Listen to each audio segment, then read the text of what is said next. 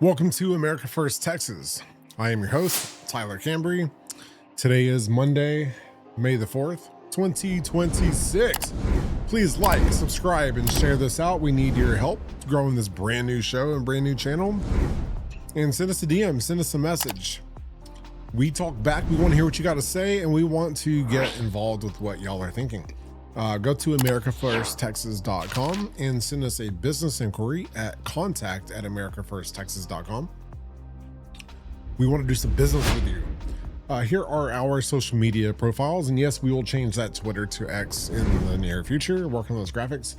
Follow us over at Twitch. We have something coming up in the near future that's going to be pretty cool, and we need your support early before we launch.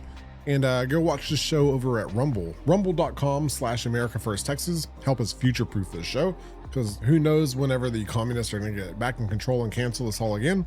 So go support us over there so we can have continued success. Thank you for being here, everybody. Welcome to America First Texas. We are the only real America First movement and company inspired by President Donald J. Trump. And our core mission here is to make your life a living heaven instead of a living hell. And the only way we can get to that point is with your involvement. It's no hidden secret that conservatives are the silent majority.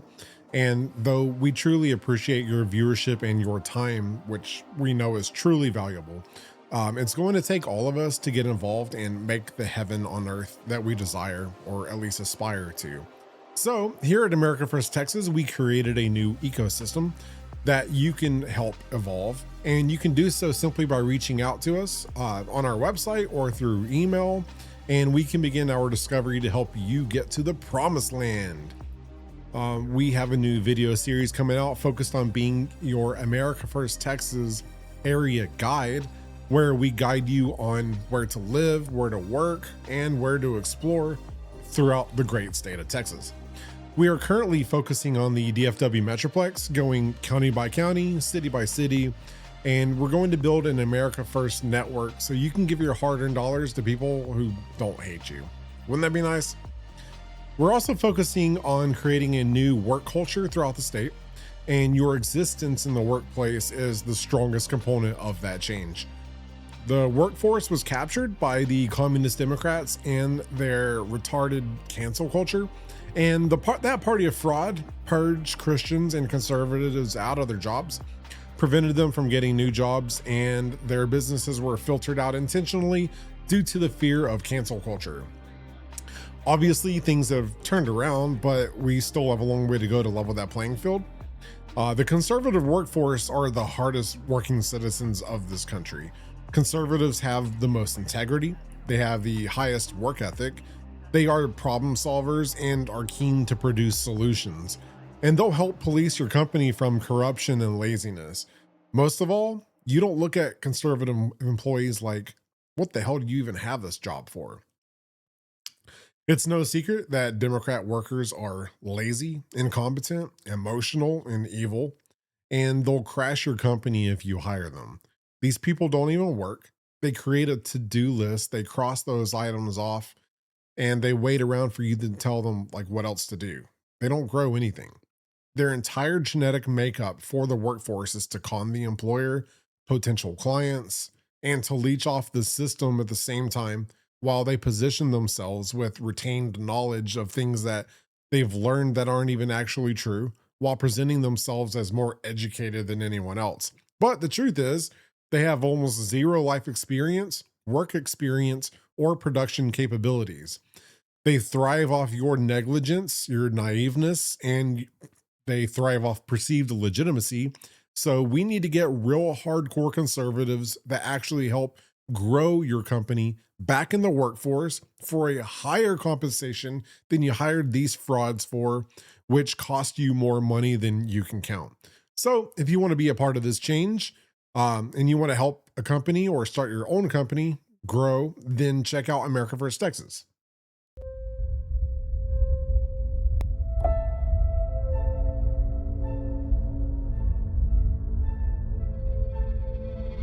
Welcome to America First Texas. We are the Texas region of the America First movement. Based in DFW, serving Texans statewide, we are a network of proud, patriotic, values-driven citizens who prioritize faith, family, and freedom. As America became unaffordable, families across the nation began looking to Texas for opportunity. America First Texas opens its arms with a powerful America First ecosystem dedicated to building a foundation that helps transition and transform you, your family, and your local economy. Whether you do not live in Texas yet or you are already a resident of this great state, we are going to provide you with real area-specific statistics, visual community walkthroughs, local representative introductions, and America First Texas vetted and approved local businesses that align with your values. At America First Texas, we are doing the groundwork for you so you can confidently support local restaurants, connect with trusted dentists and doctors, explore schools and education options, transition into new career opportunities through our staffing services, and work with realtors and builders who want to help you establish your new home foundation. Follow along, subscribe, and share this with those close to you as we build the strongest America First ecosystem in Texas. Thanks for being here.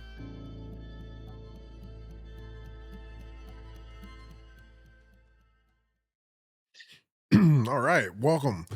So, full disclosure before I get too deep into the show, I have some crazy allergy problems today. I don't know what's going on. It's May now, but man, I'm breaking out. My eyes are crazy itchy. I don't know what the hell is going on. So, I mean, my wife's going through it too. It is another pollen and ragweed are bad right now, but man, it sucks today, but not really having any like respiratory issues. It's all just like eyes and nose, and hopefully I don't sneeze on the show. We'll make it through. But anyway, so yeah, we're strongly dedicated to turning around this workforce culture. That is one of our main priorities, and we are doing so by building this ecosystem and this network. And your attendance literally is all you really need to help get this thing going in the first place. Um, we have had a major problem. I know that I have personally. I've lost clients, I've lost jobs, just business and work in general because of people like these Democrats. Um, and I know that I'm not the only one. And for somebody like me to struggle with work, like I mentioned last show, coming from someone who has always continuously had 3 jobs, 5 jobs, multiple streams of income, for me to like struggle this much with as much talent and intellect and knowledge and strategy as I have, it's changing right now. It's clearly different than it was, but the point is that like to get to that point there, I was literally being purged out of society. And I know that you were too. Some of you I've talked to recently who like literally recently lost their jobs as this past winter. I know it's May, so it's been like 5 or 6 months, but within the past 5 or 6 months, people are still losing their jobs because of political alignments at work. This is still clearly an issue. And how do you address it? What do? You can't sue these people. You can't figure it out because we don't have anything we don't have any discrimination protectment or protection. I know that President Trump has put some things in place to where you can't discriminate against people like us, conservative Christians, but it still happens and you still can't prove anything. Particularly being in Texas, you can get fired for literally anything. It's a right to fire, right to hire state. So, I mean, you have to have that. But if you don't have a counter strategy or a counter game to that, you're still going to lose to people who are evil like this. So like I said, it's this difficult for me to get work. It's not right now. Things are picking up, but that's because the culture is shifting. But the fact that I'm having so much problems, I can only imagine how many problems most of you are having. I know some people who have been out of work for like over 2 years. Most people I've seen haven't been getting a job for like a whole year. and this is women and men. It's not just men. Men have had a harder time finding work. People will hire women a whole lot quicker than they'll hire men. But even then, I've seen women having over 12 months of no work with constant applying. I can't even tell you how many proposals or applications or anything that I've put in the past years, even myself, with like the very minimal amount of replies. Like the amount of work that I've even been getting has been so minimal. And I'm like a level like 28 to 32, somewhere in that range of what I do. Like I'm up the ladder and I still struggled. Things are turning around for myself now, but I know that if I'm going through it, I know y'all are going through it. So last week, we talked about the third President Trump assassination attempt, and I was really, really mad that episode. That was another episode I didn't want to do. I don't like negative shows. I like positivity. Positivity is a mindset that you have to make yourself have because it's very easy to focus on negative things. Humans are kind of like dogs in a sense where how like a dog will go roll out in the grass and go roll around in some piss or some dirt and try to make themselves smell bad. That way when they meet other dogs or have any other, interactions, they smell like they've been through some shit. You know what I mean? So we humans tend to have kind of the same nature. We want to have been through the most. That way we're more justified for becoming who we're supposed to become. A lot of people have that mindset, but that mindset will send you into a depressive spiral, and it's a whole funnel of negativity that you are going to end up having to climb back out of eventually, and it's going to be way too steep. So I think the majority of people need to find a way to shift their mindset into a more positive mindset and find a way to focus on things that are positive and grow. And it's fine to have a base of negativity because it's human nature. It's real life. Bad things are going to happen. And if you try to stay positive long enough, you will notice that there's a gravitational pull of negativity that is going to constantly trying to drag you down. And if you are connected to God, if you have an actual relationship with Him, whether you are religious, spiritual, or whatever, if you have like returned to God, returned to the Father, and you have built a relationship with Jesus again, then you can tell that these things that are dragging you down are related to something that is outside of this world. So, correcting your mindset and getting a relationship with God again are two things that will help you get back on the right track for the foreseeable future. And you will start to notice that people who are not connected to God are usually the ones trying to drag you down. You've got two forces at work that are going to keep you from keeping a positive uh, framework, a mental mind, and one is here on Earth, and one is behind the scenes of something that you can't see. But for some reason, they're always in your head, and you don't know if these thoughts are yours or not. But you just need to know that your thoughts are not your own, and you've got to try to every day to push those back down so you can have a clear head and not think any thoughts almost at all, and just go with your relationship with God and ask Him to take the steering wheel and lead the way, and you will find your way. That's what I do, and it helps me continuously.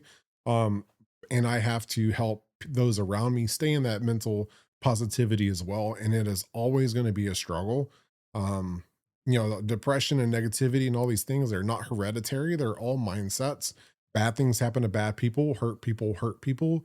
And probably one of the biggest parts of growing up is realizing that and taking those things on the chin. And I think at this point in time, I think a lot of people have taken a lot of hits. And I think the general public overall is striving for positivity more than they are anything else. It's clearly in the female sector, they are clearly focused on positivity and building each other up and support. That is one thing you can definitely like congratulate them on because that's already a tremendous amount of work. I think that comes from a lot of insecurity, but they've learned how to kind of maneuver around that and build themselves up and supporting each other. Now, they are also heavily focused on tearing each other down in hierarchical issues that will probably never be solved over there, but it's part of their instincts. But at least they network together and they push really hard to strive for a positive mental mindset. That's already extremely difficult for anybody. And men don't particularly do it. We know that we have to suffer and we have to go through shit no matter what. And it's a part of being a man is you take the hits and you are able to handle conflict and battle, whether that is metaphorically, physically, verbally, whatever.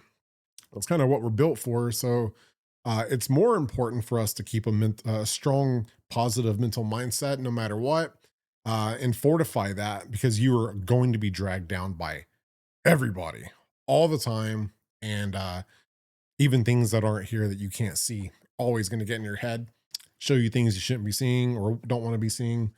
And it's a constant battle every single day for everybody. So didn't really mean to do a mental health Monday, but it's probably going to be something I'm always going to focus on. We're going to work on our mental health almost every single Monday. But the point that I was really circling around to and trying to bring the fact to is that you have people who are not connected to God that you were still trying to be friends with, and they could be friends, they could be family, they could be your offspring, they could be your parents, and the harsh reality is that these people hate you. I don't know. I'm having trouble tracing back where this connection from God came from. I think I have my own theory. Um, and you have to go back to their childhood, right? What's the biggest part of psychology? What is the relationship between them and their mother or them and their father? And then you can diagnose a whole range of issues and pathological, repairs that can be made. And sorry, allergies. Man, my eyes are crazy itchy. So, of course, I lost my train of thought. Anyway, um, did I really lose my train of thought? Okay, yeah, that's right. That's right. Sorry, I didn't mean to get off track. This allergies kicked my ass today. So when you trace things back to the childhood, you can figure out where here's my theory. My theory on this disconnection from God came from all the fairy tales. Um, when these people were kids, they realized that the tooth fairy wasn't real. They eventually realized that the Easter bunny wasn't real. They figured it out on their own, and the parents were waiting for the day where, did you figure it out? Can't tell them, but they're like, there to help you. Right. And then they figured out not too long after that, well, Santa Claus, what about Santa Claus now? Also, Santa Claus isn't real. Now they have trust issues with you. They don't believe anything. So, as beautiful as these things are for kids, which I do not think that we should let go of them either. Um, they need to know the true meaning still. The true meaning for Christmas is Jesus being born, and the true meaning for Easter is Jesus returning from the dead after he was crucified by this world of people who hated him.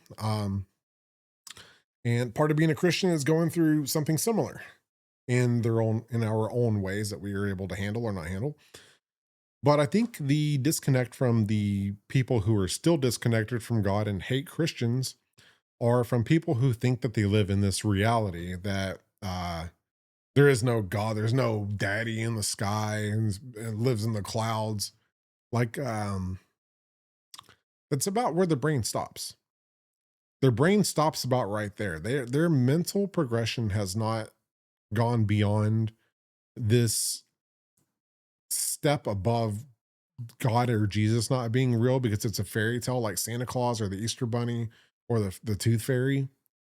Their brains stopped at looking at the clouds and realizing, oh, there's nothing in the clouds, there's nothing in the sky, it's fake. And if you pay attention to your mental capacity, if you are connected to God and you have a relationship with God and with Jesus, then you can tell that your brain and your mind has expanded many levels beyond that mental capacity or framework. Like they're like literally one step above that time of their life where their brain realized that Santa Claus wasn't real. The next step was coming to a conclusion that, oh, well, then God and Jesus and all that stuff in the Bible, all that stuff must be made up just like all that too. Oh, then they looked around and they looked to see if there's any evidence and looked in the clouds. And they looking up in the clouds and like, dude, there's nothing up there. It's just rain and thunderstorms. This isn't real. Oh, sorry, allergies. Golly. That's where these people's brains have stopped. And I think if my theory is correct on this, which I don't think anybody could argue this at all, but if my theory is correct, not okay. I'm hoping that you didn't hear this and just start thinking, well, I know somebody who's thought beyond that. Let's talk about the majority of these people. We're talking about a herd of people, not the little black sheep who have kind of swayed back and forth, because most of them have not. You're talking about 5% of people. We're not going to do what they do and focus on this thing like somewhere something exists. So see, you're wrong. We're not going to play that game. We don't think like the left. We think like the right. Right? We look at the herd and the group and the vast majority of people, since this is a problem that we have to resolve. So we're going to look at this group of people, and those little 1 to 5% stragglers, they can yell and scream and fight and say that they don't think that way all they want because they don't want to be identified with the herd that they're already a part of. So we're not going to focus on those stragglers. We're going to focus on the group. That's where our brains are going to stay. Okay. This group of people hate you. They have no connection to God. They are beyond convinced that their comprehension on religion and God and Jesus is like, they think it's beyond yours. They think they've studied it more than you have. They know more about Christianity than you do. They've studied the history of it, all the different churches, all the different historical events that have happened. These people will Google shit and tell you about it like they know everything. Okay. And that's called perceived legitimacy. So once more people realize this, which I think a lot of people are waking up from my observance on social media, it seems like a lot more people are aware that Democrats are absolutely full of shit.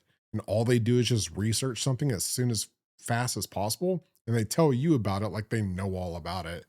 They come to a determination. If you don't take them for being credible sources of information, they hate you. But they hate you anyway because you were connected to God and you don't let it go. And they think you're stupid and a little baby, and they think you're brainwashed and you're like, you still believe in that stuff. You probably think Santa Claus is real too. You probably think the Easter Bunny really comes out. That's where these people's brains have stopped. So you are multiple levels above these people, multiple levels, which is why you should absolutely disregard what these people are saying. And there's another reason why you should completely disregard anything they ever say, and that's because they hate you. They do not want to be your friend. All they want to do is convert you. The whole entire base is activated. They're all activists. They all want everybody to become Democrats all the time. So as much as we hate the woke right now, the woke left is still the vast majority of that party, and they're still crazy dangerous. And I can't emphasize enough how much these people hate you. You don't know. They hate you, hate you, hate you, hate you, hate you. They hate you. And I hate saying it, but they hate you. And I know that they do because they hate me. They hate me for existing. Without even words coming out of my mouth, they hate me. You can feel it, you can hear it, and showing them love and hugging them and putting an arm around them doesn't work. You've got to break these people because you love them. That's the hardest part. You have to love your enemy. These people are your enemy. And you have to love your enemy. But right now, it is not a time for love. It is a time for reality.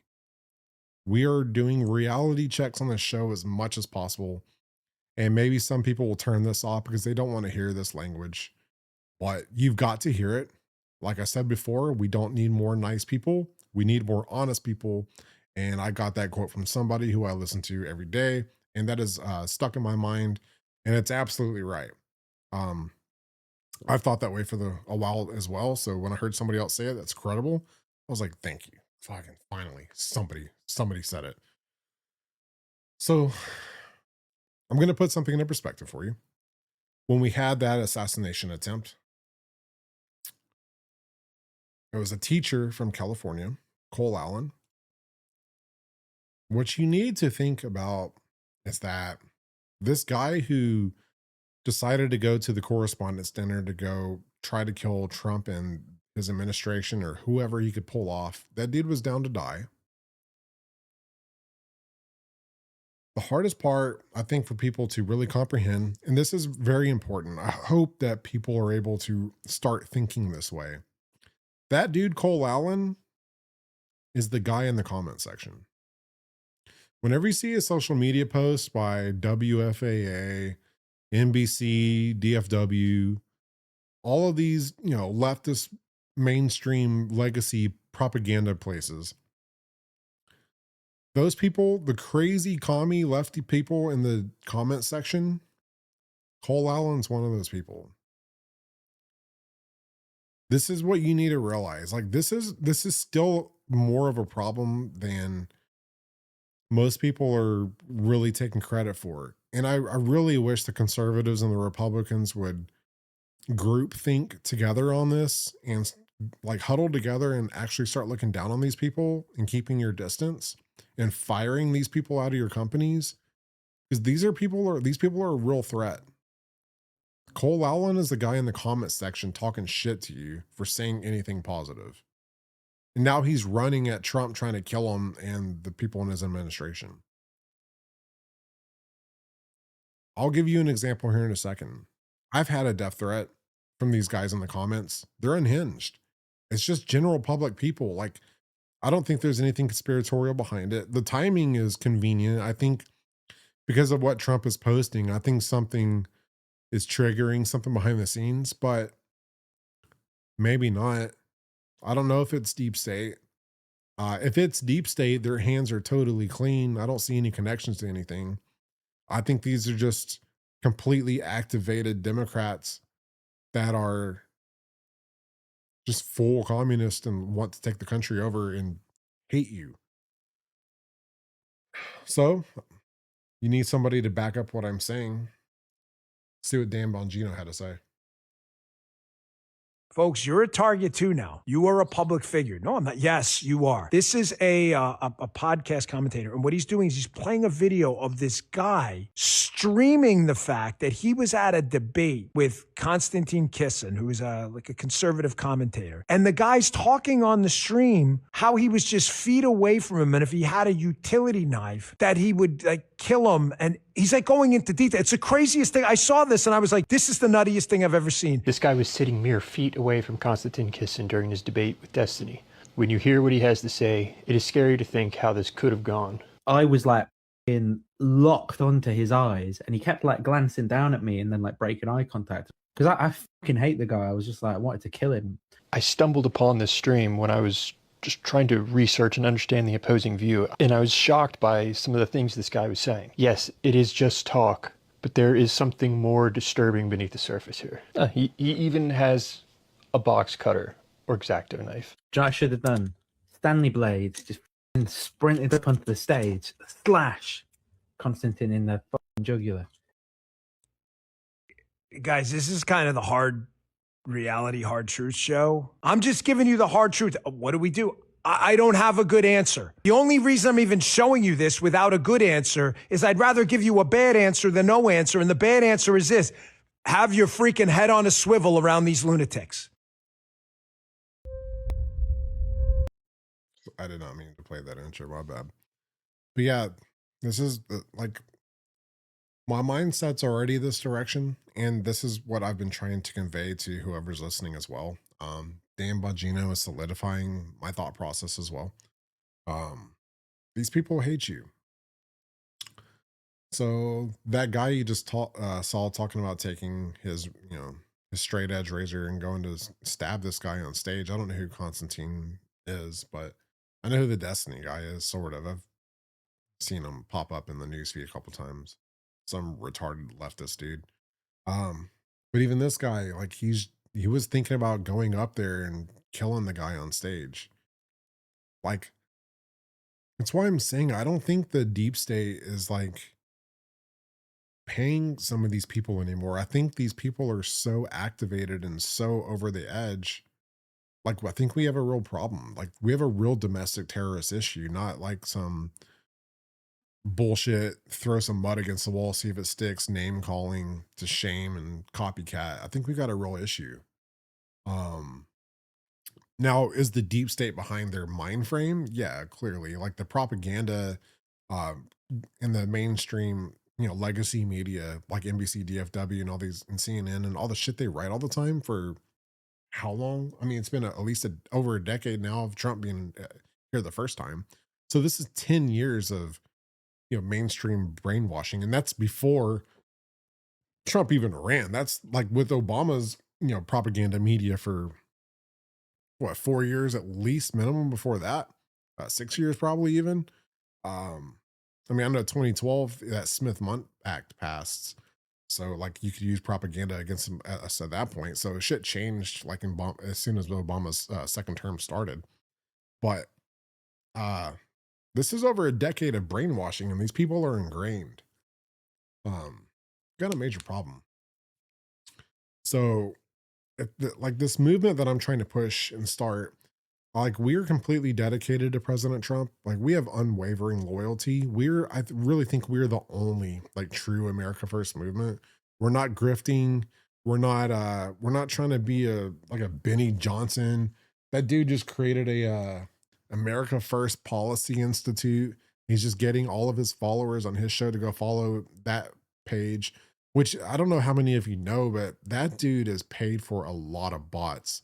Like his audience is not as big as it looks like. It is like, I mean, I don't even want to say it's an eighth.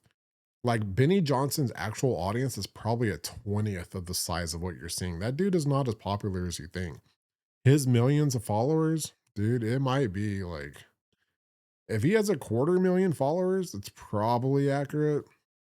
He might be in the 250 range, but I don't know where he sits really, but that dude's got a lot of fraud.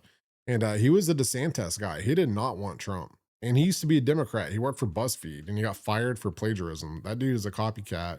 And he knows that you're not going to be onto him. So he's anything that has come out of his mouth, the way he says things, the way he frames things, the way he creates his content, he got all that shit from somebody else. He got the strategy, the structure, and maybe now he's getting his own content, but he's just still taking content from that he's found on the internet and talking about it and conveying the message to you so you can think that way too. He's kind of just basically doing that. But that's just, I mean, he used to be on the left. I guess he's on the right, but that dude is not truly America First. Almost anybody claiming America First right now is retarded. And it's been a hijacked movement, and it's something that President Trump really needed. So America First Texas is the only legitimate source of America First that I can find besides what President Trump is initiating. And we're that reinforcement behind his agenda and what he wants. And some of the things that we're doing right now, since we don't have contact with President Trump or his administration, we're pushing forward in the direction that I perceive it best that he wants. And we will be making changes and maneuvers along the way, especially once we get his actual attention, or his administration's attention, or whoever at that time. We're going to try to lead in that direction, because we are dedicated to fixing this problem. I've been through too much personally. So the shit that I've been through, I'm not just trying to fix my situation, which obviously I have to. Life goes on, and I need to make a good as life for myself as possible. But my true principles and my intentions with this company and with this movement are literally to make your life better. Making your life better will make my life better, but I know that I'll always be okay. I have way too much heart, way too much integrity, and way too much work ethic. So like I'm good. I'm always going to be somewhat successful, and at least at a par level or above par. Um, for me to be under par is very rare. Um, so I'm not worried about myself as much. And if I get rich, that would be cool. If not, I don't really care.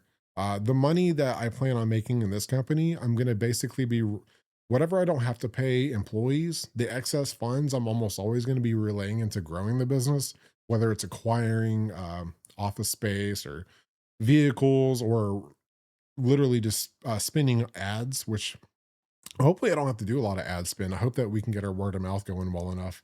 Um, Constantly going to be blocking people coming onto our pages that are Democrats or somebody overseas. But I am dedicated to making your life better. Um, so that's why I'm telling you to reach out to me. I'm going to do everything in my power to help you out.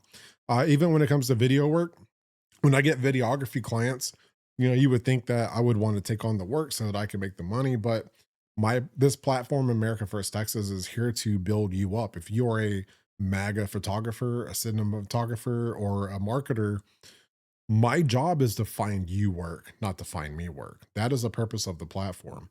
So during this campaign, obviously, I'm going to be taking on a lot of work, especially with our relocation and area guide series we have coming out. I'm going to be taking on a lot of work, and it's going to be too much.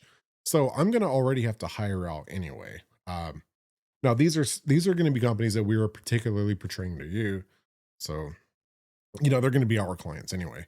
But we want to build a network. We want to be more of a network than an actual production company. That was all of my cables go out.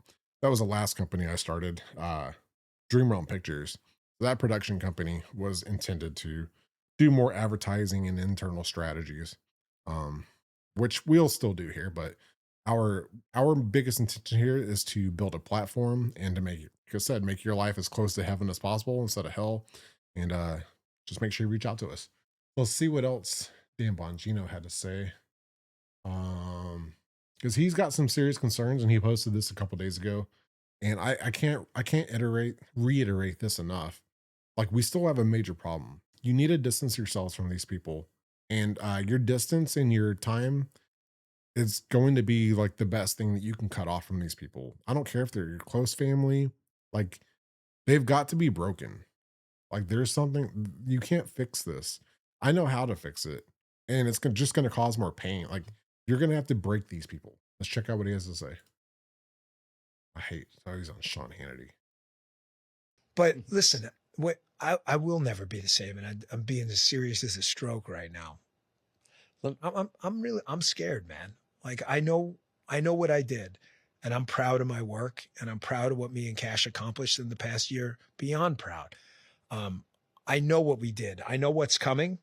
I know what I started. Some of it's, I know what I laid out, and I know it's all, you saw a lot of these cases coming out over the past few days even. But don't think for a second that I don't think every day, and this is what's really sad, and this is why I know, and I never thought this after reading that enough Friday night, that they're going to come for me. And listen, man, it's not a sob story. I knew what I was getting into. But it happened to the president, and he went through just the worst, just destruction of his civil liberties I've ever seen.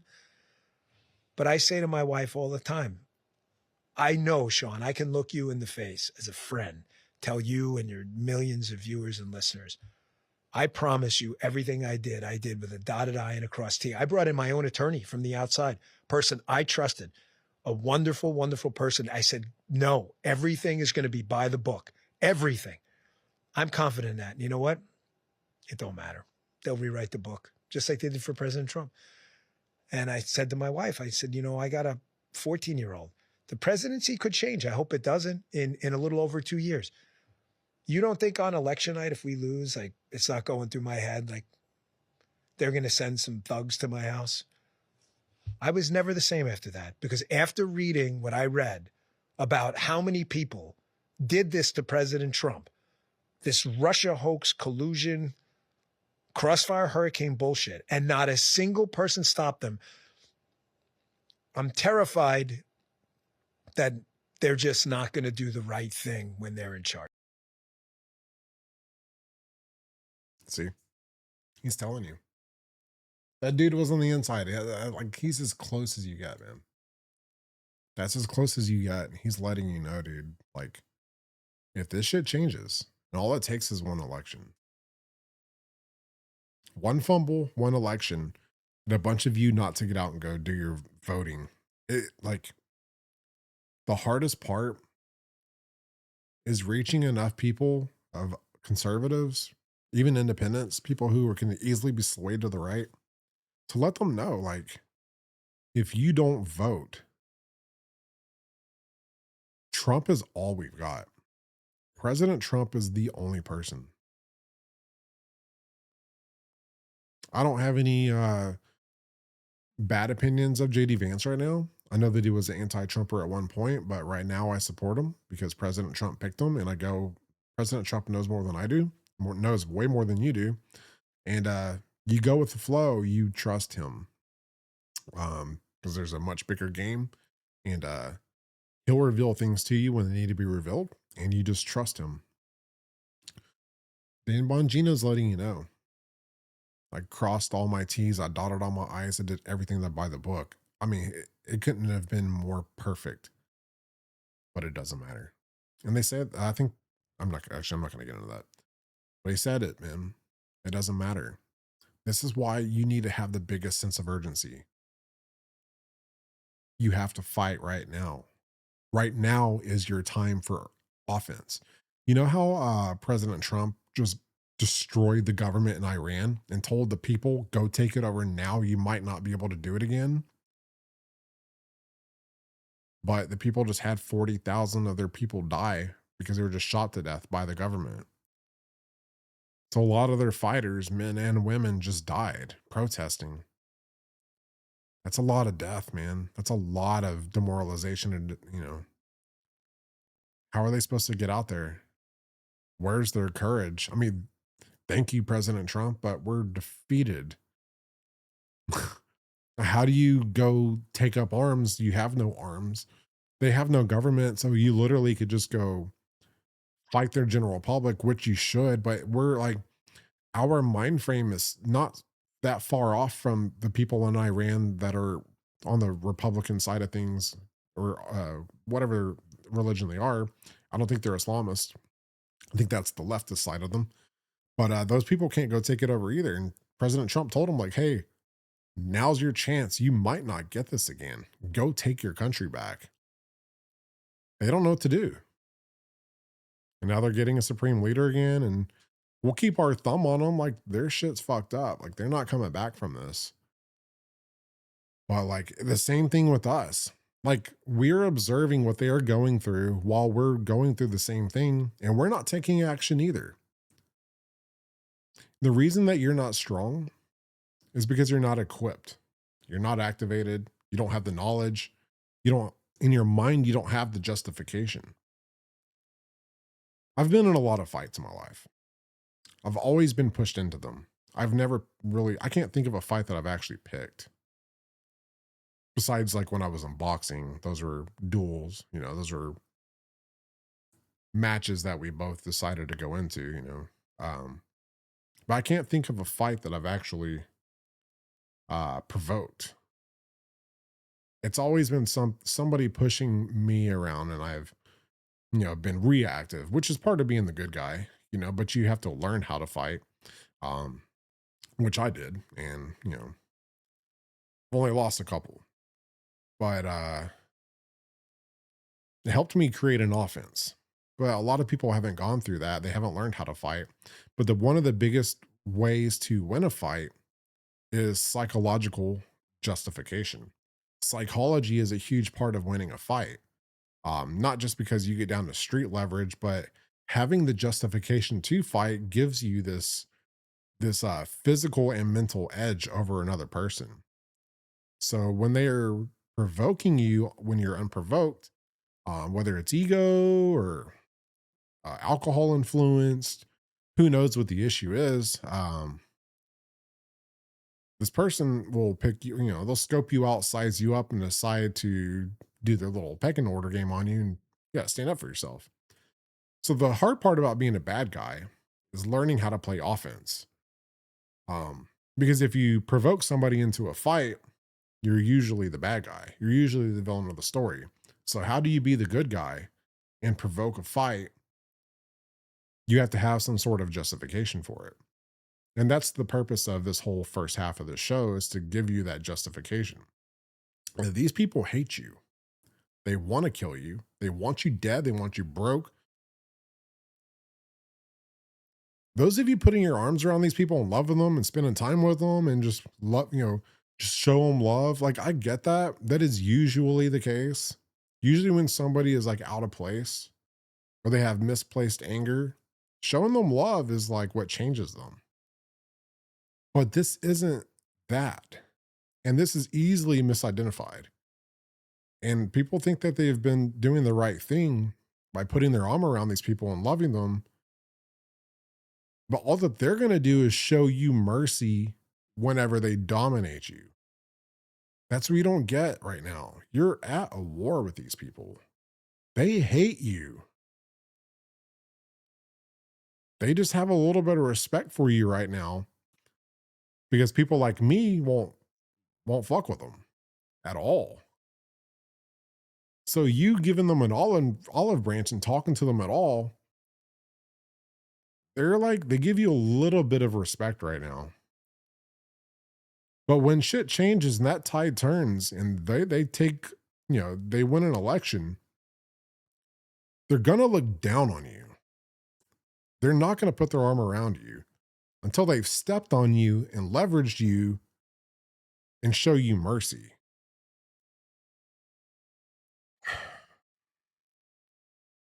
And all I can do is just tell you, that is the reality. So until you pull yourself up and you position yourself above these people, which you already are, they're not going to change. You have to pull yourself up, position yourself above these people, and maintain your position. Giving away that game isn't going to benefit me. It's going to hurt me by letting you know that. You've got to figure this out. You've got to quit friending these people, talking to them, look down on them. In your mind, you don't want to anger these people because you know they hate you. They know you, they want you dead. They want you broke. They want you purged out of society. Like, they're fulfilling the Antichrist times. That's one thing people aren't really paying attention to. They've been fulfilling the Antichrist prophecy to troll you, but they're also fulfilling the prophecy. And that's because they have no connection to God. They think it's all fake. They're totally convinced, dude. Santa Claus broke these people. They thought Santa was like real. And they're broken because of that. That's the craziest part. Santa Claus is probably the biggest culprits of the downfall of the Democrat Party. I can only hope that this reaches enough people to let them know. You have justification for provoking a fight. And I will continue to do the show once a week. And we'll always do it Mental Health Monday, I think. And I'll try to keep your mind in the right place. Because as long as you have the justification, you can do what you need to do. And these people are weak. You don't have to learn how to throw a haymaker if you don't know how to throw a punch. All you need to do is just learn how to jab. Just keep clack, clack, clack. Because it'll annoy them and break them. And then they'll swing at you and just dodge it. They're weak. They're strong. Their swings are weak. They hit, they connect. They don't feel like anything. It's like a feather hitting you. It's just a bunch of anger, a bunch of demonic anger. It's all it is. You'll be okay. Don't be afraid of these people. Let them attack you. They're going to get underneath your skin. It's okay. Just get angry, hold on to it, and look down on them. When they swing on you, get angry, hold on to it, and look down on them. That's how you build your justification. And you'll get there. Because you need a defense if you want an offense. And you need to play offense. This is our time. This country is about to get a lot better. And I think President Trump is going to turn this economy around. I think we're here now. I think we're at the first step of it, of like being above surface now. And making everybody's life better is going to help this conflict. Because if Democrats have money in their pocket, they're going to lose numbers. But these radical people, they're not going to change because they're communists. These people went to college for political science. They went into a massive amount of debt. to become communists. They've dedicated their life to it. They've gone into debt. They owe money forever to pay their student loans back to become communists. And that's a lot of them. How many people do you know went to college for political science? Some Republicans, but well, I know one guy who went to college and he's a Republican and a Christian. And he went for political science. Oh yeah, you know the one guy. I know your brains went there. I know your brain went there. We're fixing that, right? We're not thinking like that. We're thinking about the group. How many do you know went to political science, for a degree at college? 6-figure debt, dedicating their life to this shit. It's bad, man. It's bad. We're in control. This is our time right now, though. So another thing I want to, this is going to be a last little segment of showing you who these people are. And it's going to tie it all together because we've got something sad going on. Rudy Giuliani is in the hospital, critical condition, stable. Our almost said famous. I mean, he is famous. Our fabulous Rudy Giuliani, a true warrior and the best mayor in the history of New York City by far, I mean, unmistakable, has been hospitalized and is in critical condition. What a tragedy that he was treated so badly by the radical left lunatics, Democrats, all, and he was right about everything. They cheated on the elections, fabricated hundreds of stories, did anything possible to destroy our nation, and now look at Rudy. So sad. President Donald J. Trump. This is sad. So I did some research. I just did some simple Ask Grok. What did Grok have to say? Why is Rudy Giuliani hospitalized? The exact reason for Rudy Giuliani's current hospitalization has not been publicly disclosed. As of May 3rd to 4th, 2026, the 81-year-old former New York City mayor is in a Florida hospital in critical but stable condition, according to his spokesperson, Ted Goodman. Goodman described Giuliani as a fighter and asked for your prayers, but provided no details on the cause or how long he has been admitted. On Friday, May 2nd, Giuliani hosted his online show, America's Mayor Live from Florida, but mentioned his voice was a little under the weather and was seen coughing. This is separate from his 2025 car accident in New Hampshire, where he suffered a fractured vertebrae and other injuries. No further medical details have been released by his team or hospitals as of the latest reports. News outlets, New York Times, CNN, Reuters, Guardian, etc., are treating it as an ongoing story with limited public information. So, yeah, we don't know. We do not know. Sounds like he had respiratory. Hopefully it's not lung cancer. I mean, I don't want to even say. We don't know what it is. They're not disclosing it publicly. I kind of like that. That's nice. It shouldn't be anybody's business. I think maintaining a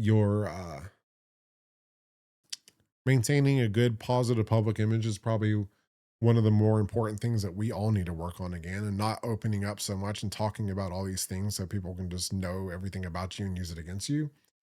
There's one part about being an open book and making yourself accessible that there's something to be said about that. But especially in somebody like Rudy Giuliani's position, maintaining his privacy is important. And I think it's a testament to, I think, where most people really truly desire to be. I think most people truly deep down desire to have their privacy. They don't want everything about them to be known, and they shouldn't, because you aren't most of what you are. Things happen to you and it becomes your identity if you tell everybody about it, and it's just not you. So when I log into my Facebook page for America First Texas, like the same exact article has been like at the top of my news feed for like a whole day, for like a whole 24 hours almost. And usually it's every single time you open the news feed, it refreshes. But for whatever reason, this WFAA article has been at the top of my news feed without refreshing since I went to sleep last night. Former New York City Mayor Rudy Giuliani, 81, is in the hospital in critical but stable condition, his representative said. Now, there's one thing that I know about Facebook. The AI in Facebook has been bad. I don't even know how to put this into words besides giving you my anecdotal evidence on this. The AI in Facebook has been around. And I mean, like, before AI went mainstream. Like, AI has been on there. You probably, maybe you do, maybe you don't remember, but talking about God on Facebook was like eliminated from Facebook. I remember the first time where I was coming back out of that trap that they had, that mental trap that they had us under. And I first posted something about God. I was literally on my phone writing the post, and I was like normalizing even saying the word God. But I forgot what the sentence that I was writing.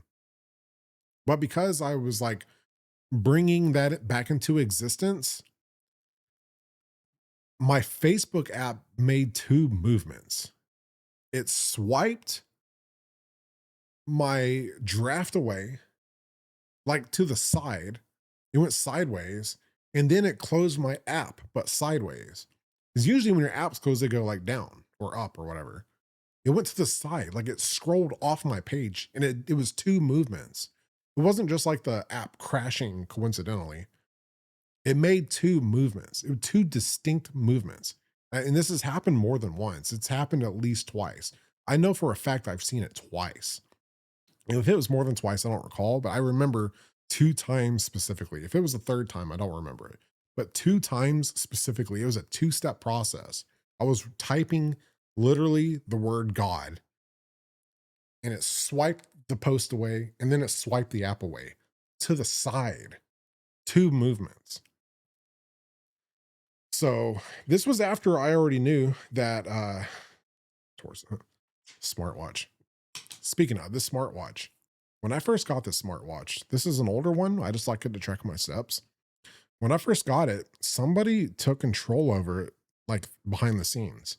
Like I saw them typing a message on it because you could write text messages on it and everything. This is like the S3. It's an old one, but I like it a lot. It's still cool and it's not as connected. Not all the update shit it's not as corrupt. But I remember when I first got this watch, they give you a dedicated phone number to every device that you have. It's not a phone number that you call or anything. It's all connected to like your regular line. But they have, like, even my iPad, everything has its own phone number dedicated to it. It's just not an active use. But on the back end, they have access to it. They can use it. So whoever is working at these phone companies knows that, hey, that's a free number I can use to like contact people behind the scenes. Oh my, hitting this cable again, I swear to God. So I saw it when I first got this watch. My screen like swiped to the side and changed. And I saw somebody literally texting on my watch, talking to somebody, and then it swiped away.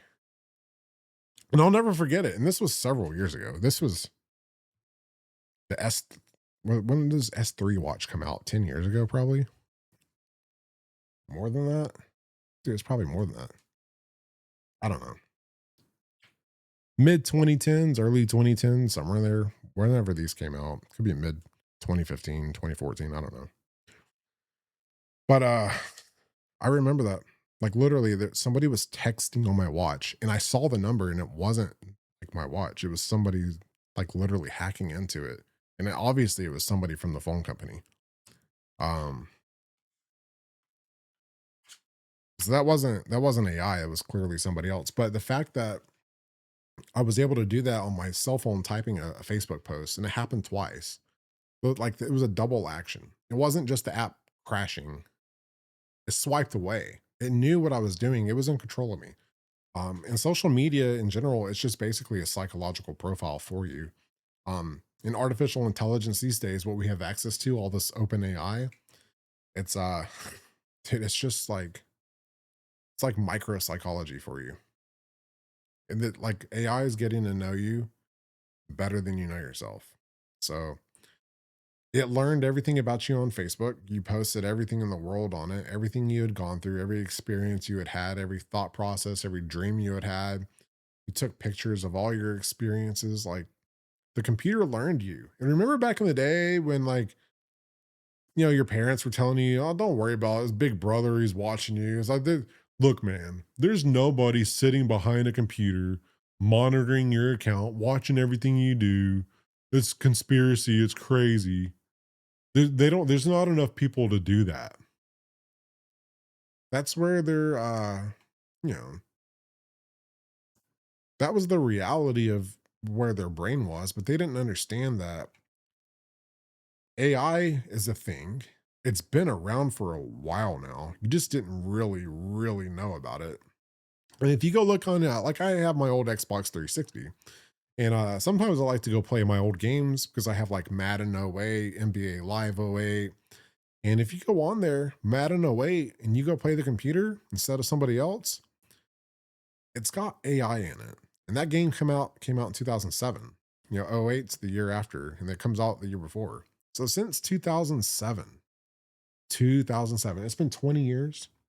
20 years ago, AI was in your football game, learning how you play to match how you play. So it makes it more difficult.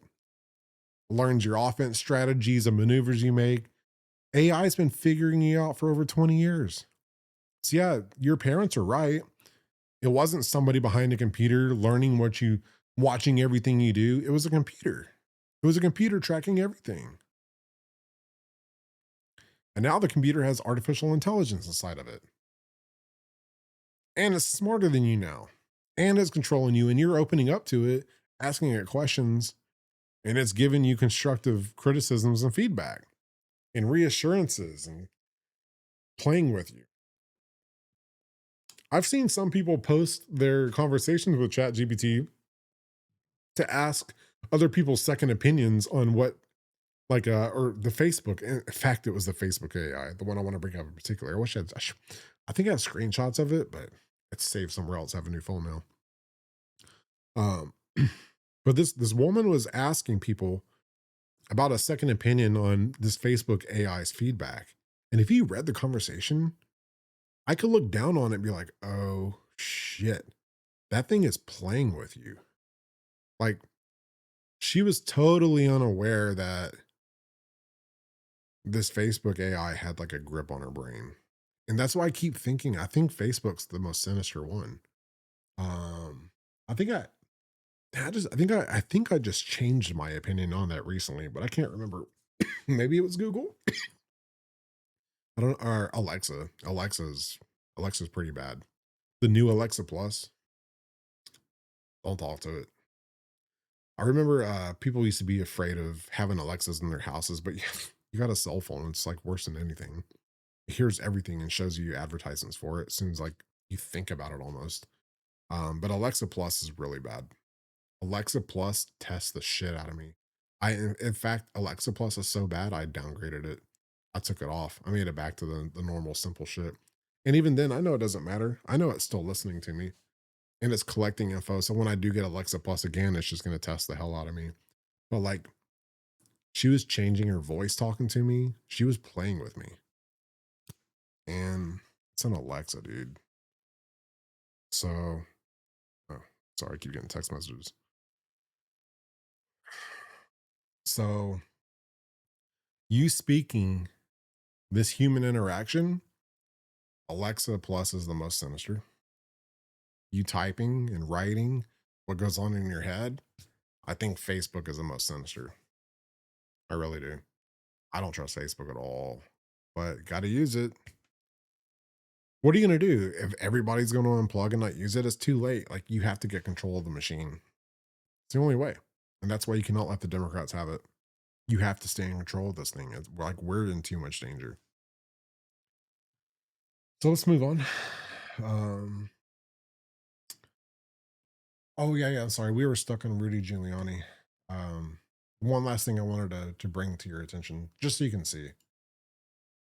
That's why I was saying this article has been on the top of my newsfeed since last night. easy. And even last night, every time I opened Facebook, it was there. And if you know anything about your app, every time you open it, even if it's been open, you just click on it again, it refreshes, but it's been stuck here. So when Facebook does that, it wants you to see shit. Like whenever I would write political posts on my Facebook, and it was upsetting because people weren't used to men talking about politics or speaking confidently. Like it was being very direct as a man was very unheard of for a while here. Um, it would throw it in her face. And she would open up her app and it would have like my post up there or give her a notification that I wrote something and she would click on it. Like it would, I don't know how, but the algorithm was literally finding people you're connected to and showing that I was writing something controversial, but it was just me telling the truth and giving my side, which had been purged out of society. Um, I mean, they ripped President Trump's account off of Twitter. Like, dude, we went through fascism. So you having an opinion or saying a word at all, like it was revolutionary. Um, but like Facebook knows and the deep state know that they worked on your minds like hard and you're still cramped. You still have a lot of work to do. We all do. I still do too. There's a lot of like unfolding to do and uncrinkling, ironing out, but they know you're still uncomfortable with this shit. Clearly, because you don't go vote and you don't have an offense, you don't fight and you don't dominate people who have dominated you. But they think you're good-hearted Christians and you turn the other cheek while people actively try to kill you, destroy you. And like, I don't know. The only way I think it sucked, but it's like the only way to wake people up is like for them to be in the middle of a war and to fight back. It's the hard part about being a good guy. The good guys come together at the last minute, right before destruction. And then they regret all of it. Like, all we had to do is go vote. That's it. All you had to do is go get this pencil, go fill in a box, and do the opposite of whatever they're doing. And you outnumber them. And you get everything you want. That's all the offense you even have to play. All this other shit I'm teaching you, you don't even have to do it. You just go outvote them and then keep to yourself. That's all you got to do. It's that easy. But you won't do it. You won't do it until it's too late. And then you hope that you can vote your way out of it, but it'll be rigged. And you won't pass the America Save America Act. And you won't terminate the filibuster. It's crazy. Yeah, look at these comments. This is the reason why I kept it up. I think I wanted to keep it in front of my face so I get more mad about it. But all I'm going to do is just talk about it to you. Right? So what did we talk about? Where was it? Ted Goodman, Rudy Giuliani's spokesperson, described Giuliani as a fighter and asked for prayers. And we're Christians. That's what we do. We pray, And then what do the godless Democrats have to say about it? Some say they go in threes and whatever. Might be Proverbs 11:10 weekend.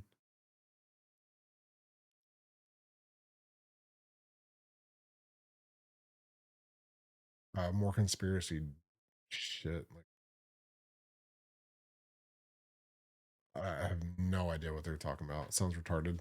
This dude, has this dude been deported yet? This guy is on. I think. Oh yeah, actually, I found out this guy Francisco Ortiz. There's another one. His name is Fuzz. This guy actually gets paid by the Democrats. They get paid 3 cents per post. Do you know that? This guy, you'll see him on everything in DFW involved. Francisco Ortiz. He literally makes 3 cents per post. This is a post. He made 3 cents for writing this. He gets paid by the DNC or whoever. I forgot exactly. I have to go look it back up. I have a feeling everyone will be praying. He's literally here to troll people. This is what he gets paid to do. Like, it was crazy. I need to go look that back up. I got to find that again. But he was one of them. Him, Fuzz, whatever his name is. And there was a third one, but I think I have the third one blocked because the third one and I really got into it. And I checked that dude hard, and I think he blocked me, or the other way around. I can't remember. But there's 3 of them that I found. Francisco and Fuzz. They get paid. They get paid to write. That's why they're on everything. I actually demoralized this dude really hard for a while. He didn't post for a while, but he gets paid, so he's back in the game. I have a feeling everyone will be praying, trolling you. Not everyone. Let me guess. He liked it. No. I don't pray, but I will be praying. Not for him. And that's funny. People give normal people a bad name. And yes, we'll be praying as you keep praying. Yeah, there you go. Better wake up. Eternity is a long time. Let me guess. He liked it or laughed. No. Yeah, I guess he doesn't really react. He used to. I think he just makes statements now. Nothing fails like a prayer. Guess what? Pagan. I wasn't keeping up with Frank. Frank is actually defending. Okay. He just needed an oil change. Someone said he dyed his hair. If he's not a follower.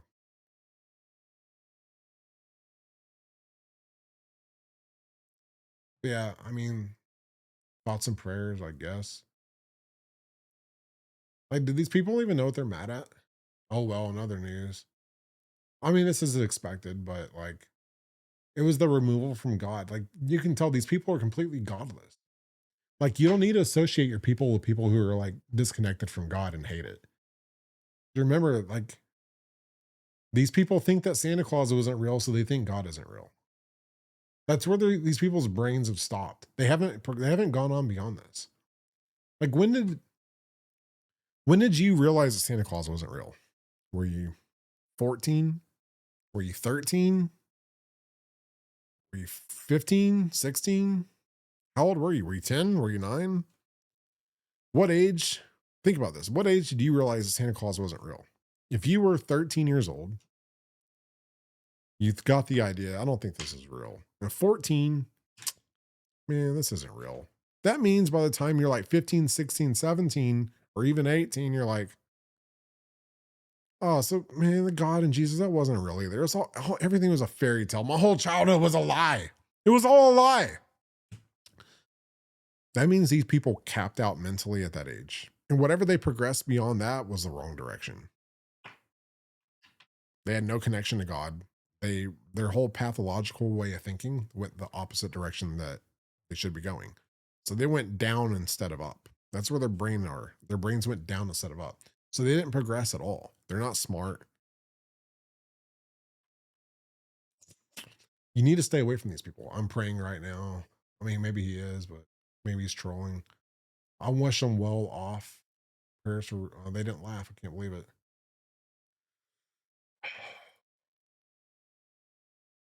Anyway, I spent way too much time on this, but I needed to. I have. This is the more important part. I need people more activated. Not me, but we all do.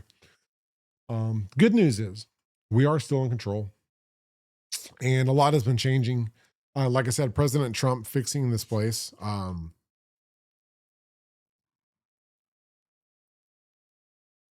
Alexa's listening. Alexa, disregard. She's talking to me right now. She's telling me about President Trump. I don't care what Wikipedia says. This shit's crazy, dude. Maybe I do need to get rid of her. I like the music though. Can't get rid of the music. Anyway, President Trump. I didn't even say her name, dude. President Trump is fixing this place day by day. And we have a new Fed chair coming in a couple of weeks, which I'm excited about. Kevin Warsh is replacing Jerome Powell in 2 weeks. I hope 2 weeks. Was it May 15th? Oh, dude, is that 11 or 12 days away? We're less than 2 weeks. Jeremy, I'm just calling Jeremy. Jeremy Powell said he's staying as a Fed governor. I don't know how that works. It's the first time in 70 years or 80 years, whatever it is. So that guy's staying. That means he doesn't want to leave. And he's there to make sure he doesn't get in trouble. Oh my God. I thought I changed this. Are you serious right now? I'm sorry, guys. That's sloppy work. Is this the right one? Okay, here we go. I picked the. How did I not change that? I still have Iran up. Are you kidding me right now? Right now, oh my god! All this pre-production for nothing. Just screw the whole show up. I'm sorry. Let me get this right. Well, now you know my show's not doctored. Here's all the mistakes I make. Let's cover my face. You can't see my allergies in my eyes. Jeremy, I'm calling him Jeremy. I don't care. Jeremy Too Late Powell wants to stay at the Fed because he can't get a job anywhere else. Nobody wants him. While that is true, I think he's staying there because he knows he's under a massive investigation, and President Trump getting Kevin Warsh in instead of him. Like, dude, this is another testament. This is showing you like how much that deep state has control of this country still. Even with President Trump in charge, like he still has to put in so much work to leverage this country to make it back to where it needs to be, like to make it a republic again. Dude, the federal government, like I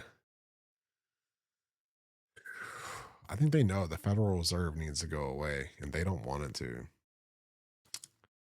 We're like debt slavery is because of this. Like the IRS and the Federal Reserve, they need to go away.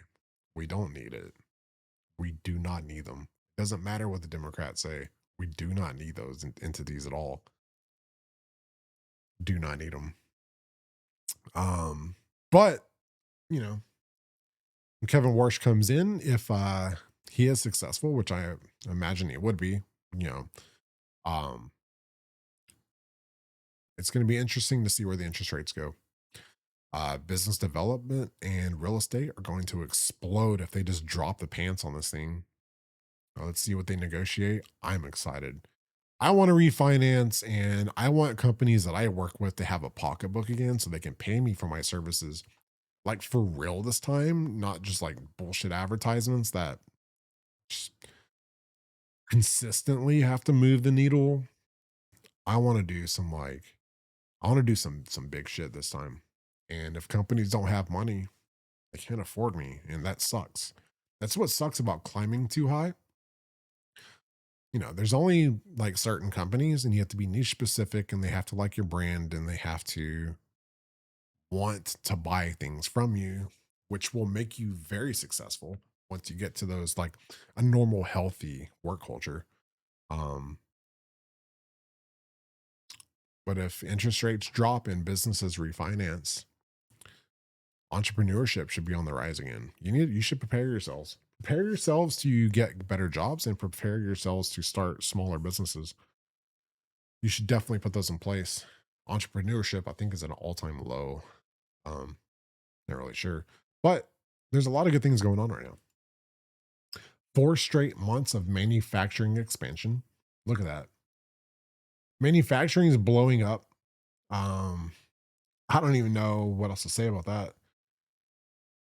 Made in America is going to be a whole new thing. And, you know, this is kind of a point I was bringing up in one of my past episodes. I don't know if it was last episode, 2 episodes ago, or what it was, but, you know, we were talking about the exploitation of the American worker and how American made is expensive because we're quality. Like my work isn't cheap. People love to undercut me and get things for free and, you know, pit me against other production companies and, you know, go low ball just to get the lowest price, particularly the construction industry. I guess because their margins are so small anyway, but everybody wants something for free. They want education for free and your knowledge. They want to pay for anything. And they think they can do it because if you open up to them, then you'll get their loyalty, but you won't. But when made in America becomes a norm again and we quit paying illegal aliens for our work, the businesses will make more money. Quality needs to come back. Quality is good. That means everybody makes money. So, like if you've noticed in business, a lot of people went to college and they learned in business through their degrees that saving money is making money, but they're usually saving money on tools or resources that were if utilized correctly by the right person, would grow revenue. But saving money is making money. Now, maybe partially that was true. Maybe there was overspending, cutting fat, going lean. Obviously, that can truly benefit a company. But the obsession with that direction is toxic, it's bad. And there was an obsession with that direction, and it led to communism. So we need to spend money again, which means you need to be making more money at your job. And I need to be making more money as a business owner so I can grow while helping you grow. That's how businesses is supposed to work. You give me money or resources, and I help you make money or resources in return. And we shake hands and we decide whether to do it again next year. And hopefully that's going to get better. Look at jobless claims. Lowest level in nearly 60 years. I should have looked up the stat on that, but people are not filing for unemployment. So jobs are increasing and people are not getting fired. That means the job market is not falling anymore.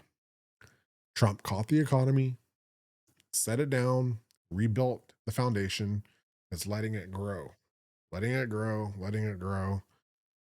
Keep growing, keep growing, keep growing. Raise the roof. That's what's going on. So people are not getting fired, not quitting. Jobless claims, lowest levels in 60 years. Look at the housing surge. U.S. housing starts surged to the highest level since December 2024. There's a lot of inventory. It is a buyer's market right now. And with the interest rates dropping, if they drop the pants on these interest rates and the mortgage rates fall with it too, let's say, so what are we back up to 6.5% or 7%? I didn't look it up today, but we're somewhere in that range. But when they drop back down, let's just say that the average mortgage rate for somebody with a good credit is even 3.5%, even 4%. A 3% interest rate drop is massive.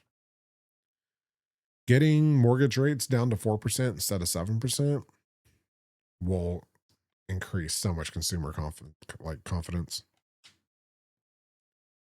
So much. Like, dude, it'll make your head spin. But then, that'll help take away the inventory. So what happens when all the inventory is gone? Mass deportations. There's the inventory again. That's how you stabilize. That's why Jerome Powell doesn't want to leave. He wants to make sure you aren't successful. These people hate you. Jeremy Powell hates you. Trump gave that guy that job. And now he's getting kicked out and he's fighting, clinging on to screw him over. Trump is showing you who not to trust. He's going through it intentionally for you. He's not stupid. He's picking who he's picking so that you learn from the lessons that he intentionally went through. Some were bad. Some he didn't know. It's when everything is blind, you don't always know who is who. You can try your hardest, but letting the public go through the pains of observance and mistakes, it's what'll make you stronger, because you need that justification to fight these people. And that's how you get it. A problem, though, here's a problem we got. Lawmakers are introducing a new bill to raise federal minimum wage to $25 an hour. Now this obviously isn't going to pass. It's just a headline, but they're literally introducing a new bill to raise the minimum wage to $25 an hour. That's where the psychology is. That's where the minimum wage mind frame is now. If I don't make $50,000 a year, I'm not even making minimum wage. Are you kidding me? Are you kidding me? How many people can still find a $50,000 a year job? It's not that easy. It's definitely like it's easier than it used to be. But dude, come on. $25 an hour for minimum wage. Remember when they pushed for 20? Didn't they get 20? Not for minimum wage, but I mean, like in some areas. Dude, $50,000 a year is a new minimum wage. Are you shitting me? There's no value in our dollar. And that's not President Trump's fault. This is our fault. We got to fix this. How do you make the argument to where I need to make less? We all need to make less than this. But if your value of your dollar is good and your spending power is great, then less money is okay. Like sometimes more money isn't better. Sometimes less money when things are more affordable is better. That means your every dollar has more value to it. If I could spend 25 cents for a pack of gum, that makes that quarter worth a pack of gum. It's an even exchange. If that pack of gum is now worth $2.50, now it costs me 10 of those. It takes 10 of those quarters to buy that instead of that one quarter. So that quarter is now invaluable. It takes 10 of them to get a pack of gum. Where it used to be 25 cents. So now it takes 10 of these to buy that instead of just one. You've lost a lot of value. So this is like counterproductive. $25 is a new minimum hourly wage. $50,000 a year is a new minimum wage. Making more money doesn't mean you have more money. That's the idea. Pay me more so I can afford normal shit, but it makes everything else expensive so that you can't buy it. And this never stops. It needs to go the opposite direction. We need to make less, but we need everything that costs less. But you'll lose a lot in the process, which is why you want homes to crash in prices, but not deflate to the point where you crash the country. But you need prices of things to go back to where they used to be. I remember when I was in high school, the first time I got a car, gas prices had already rose above $1, but there was a special going on at the 7-Eleven built in my neighborhood. And the price of gas was 99 cents a gallon. I remember it when I first got my first car and I got my license. But I watched it go up because I was still keeping my eye on it because, I was a couple of years away from being able to drive. I think I got to start driving at 15, if I remember right. I kind of forgot now. So I always had my eye on it. So I started doing that math early, but I remember it was 99 cents a gallon. Today it's like $4 right now and it sucks. But even then it's that $1 used to give me a whole gallon of gas. Now $4 give me a whole gallon of gas.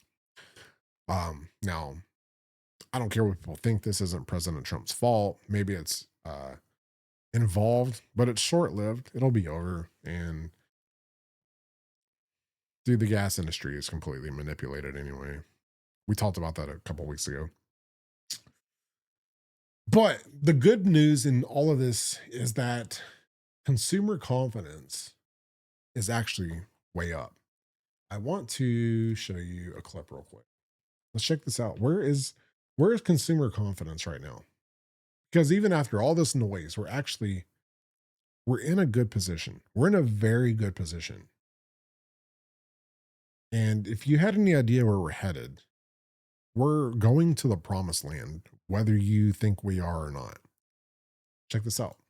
Indeed, we're looking for our April read on consumer confidence. The headline number expected to be under 90. It comes in stronger than expected. 92.8 is the new reading for April, and that follows an upward revision from 91.8 to 92.2. 92.8 is the high watermark of the year. You have to go back to the last month of 2025 to find a higher number. 123.8 present situation. That's over 3 points higher than expected, and sequentially a bit higher than our last look. 123.8 would be the highest level going back to the November read of last year. And finally, what are we looking at ahead? Expectations. 72.2, we are looking for a number around 69. 72.2 will be the best read since February of 72.6. Indeed, we're looking for our April read on. So yeah, look at that. Consumer confidence is up, stronger than we thought. That is great. Great news. Oh my God. I just put up the oh my God. I need another coffee. I'm an hour and a half into the show. I did not mean to go this long. I figured to be a good solid hour. I didn't know I was going to do this much. Consumer confidence really, really high. Can you believe it? All right. I think we're probably going to end it there. I can't even focus now. But anyway, yeah. So we are going back into confident territory. You know, I've been seeing something funny. More in the show on this, but Governor Greg Abbott has been posting some pretty funny shit lately. And it's nice because I think he needs to work on his image. I know a lot of conservatives are unhappy with him, and I mean, I don't really care. I don't have a problem with him. I think he's been only as strong as the people can be, and I think Trump's got a complete grip on the dude. So I mean, he's in the position you want him to be in, and I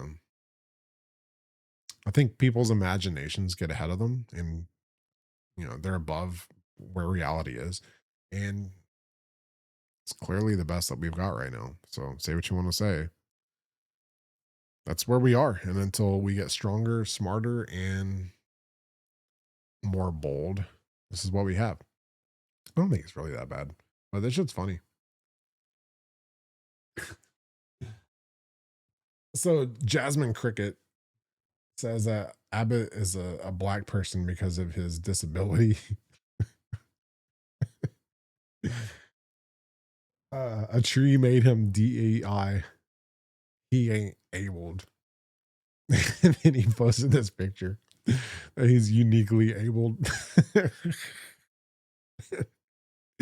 I don't know why it's so funny. I mean, it looks like Wolverine, not Professor X, but I don't know. This stuff cracks me up. He's been doing this like over and over.